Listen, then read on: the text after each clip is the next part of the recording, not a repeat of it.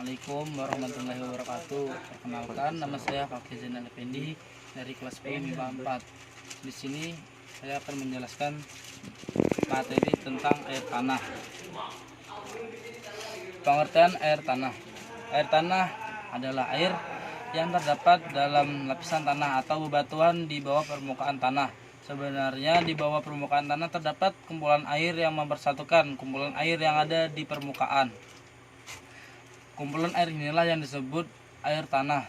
Jadi benar jika kamu mengatakan bahwa air yang kita minum serta kita gunakan sebagai keperluan sehari-hari adalah air tanah. Pengambilan air tanah dapat dilakukan dengan menimba, memompa, atau mengalirkan air dari sebuah mata air. Begini prosesnya. Air awan itu menguap dan berkumpul jadi satu menjadi awan hitam dan ditiup oleh angin yang disebut dengan angin muson, ditiup ke daratan lalu mengeluarkan tetesan air yang sangat banyak yang kita sebut dengan hujan. Setelah hujan, air itu akan turun ke dalam permukaan batuan atau tanah lalu mengalir lagi kembali ke lautan.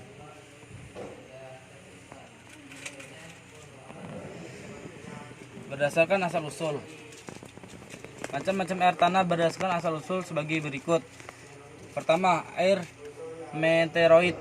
Air meteoroid atau air fedos, yakni air tanah yang berasal dari hujan yang meresap ke dalam tanah.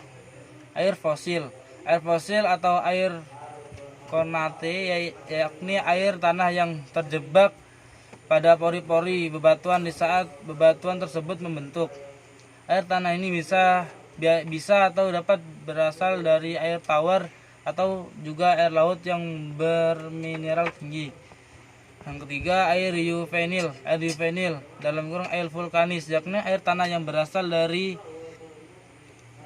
air magnetik ataupun juga dari air yang berasal dari magma.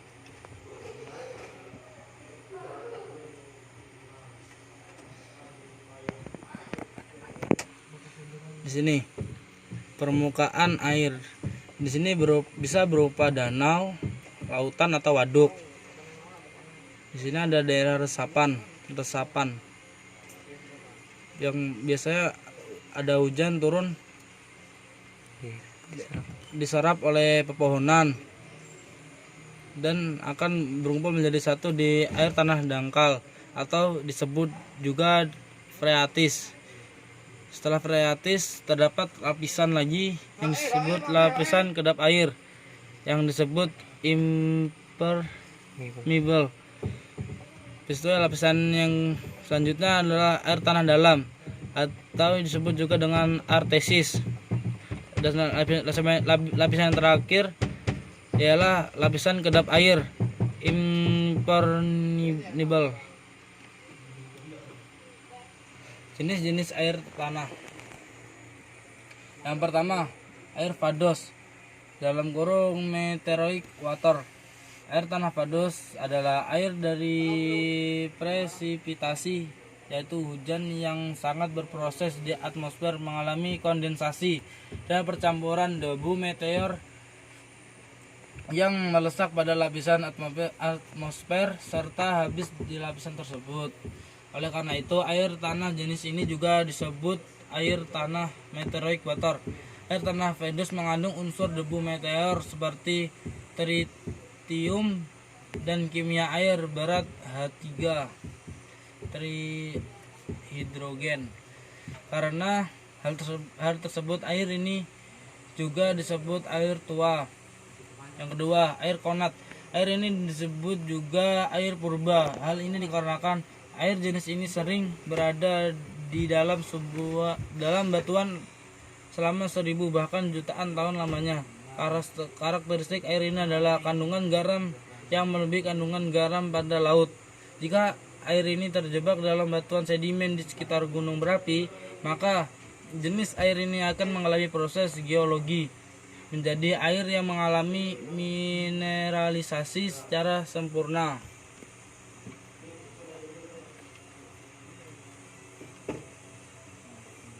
Yang ketiga, air juvenil.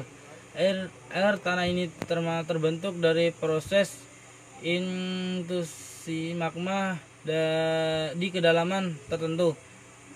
Maka air tanah ini disebut juga air tanah magma. Air tanah ini dapat ditemukan di kawasan yang dekat dengan gunung berapi. Air juvenil biasanya mengandung belerang tinggi. Apabila jenis air ini sampai di permukaan bumi akan membentuk air panas atau disebut juga dengan geyser. Yang keempat, air tanah phreatik. Jenis air tanah ini disebut juga dengan air tanah dangkal. Sesuai sebutan nama air dangkal, tidak jauh dari permukaan bumi. Air tanah ini paling mudah didapatkan pada jenis air tanah yang lain, hanya dengan membuat sumur menggali tanah sedalam 9-16 meter untuk mendapatkan air jenis ini. Yang kelima, air tanah artesis. Air tanah ini terletak pada lapisan kedap air pertama dan yang paling dekat dengan lapisan permukaan tanah. Air tanah jenis ini disebut juga air tanah dalam karena terdapat kedalaman 80 sampai 300 meter dari permukaan tanah. Karakteristik air ini bisa diminum langsung karena telah melalui penyaringan sempurna sehingga terbebas dari bakteri.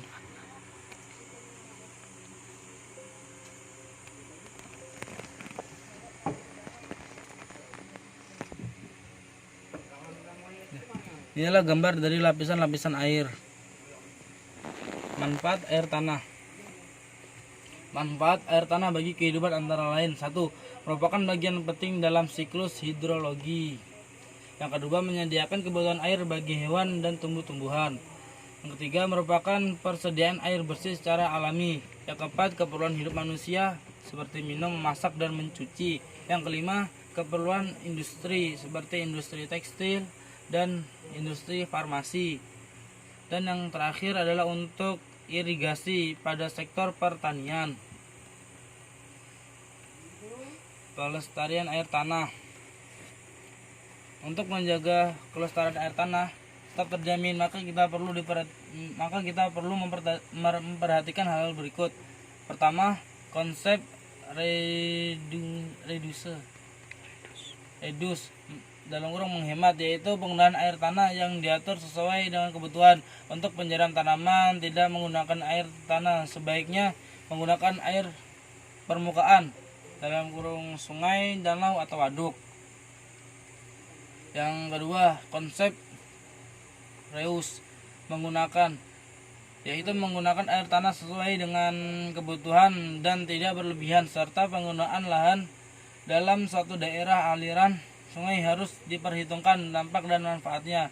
Yang ketiga, konsep recovery yakni memfungsikan kembali tampungan air dengan cara melestarikan keberadaan situ dan danau serta menjaga fungsi hutan agar tidak menimbulkan ketimpangan tata air. Yang keempat, konsep recycling adalah mengolah air limbah menjadi air bersih dan menggunakan metode kimiawi sehingga layak digunakan lagi, dan memperketat pelaksanaan analisis mengenai dampak lingkungan dalam kurung AMDAL khususnya terhadap air tanah. Konsep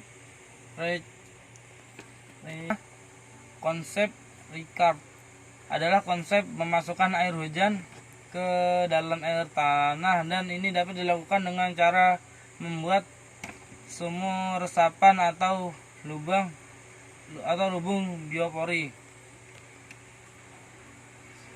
Sekian dari saya, kurang lebihnya mohon maaf. Assalamualaikum warahmatullahi wabarakatuh.